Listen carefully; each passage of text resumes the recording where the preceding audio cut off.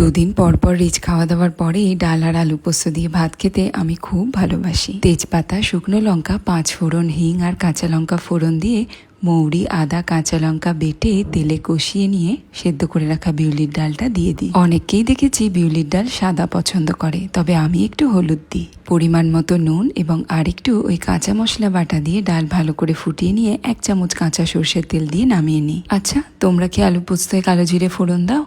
আমি তো শুধু কাঁচা লঙ্কা ফোড়ন দিয়ে আলুগুলোকে ভালো করে ভেজে পোস্ত বাটাটা দিয়ে দিই। আলু পোস্তয় একটু বেশি করে কাঁচা লঙ্কা না দিলে কিন্তু ঠিক জমে না। পরিমাণ মতো জল এবং নুন দিয়ে আলুগুলো সেদ্ধ হয়ে যাওয়ার পরে শেষে 1 চামচ কাঁচা সর্ষের তেল দিয়ে নামিয়ে নিই। ফ্রিজ খুলে দেখলাম একটা বেগুনও রয়েছে। বেগুনটা কেমন শুকিয়ে যাচ্ছিল, তাই একটু ভেজে নিলাম।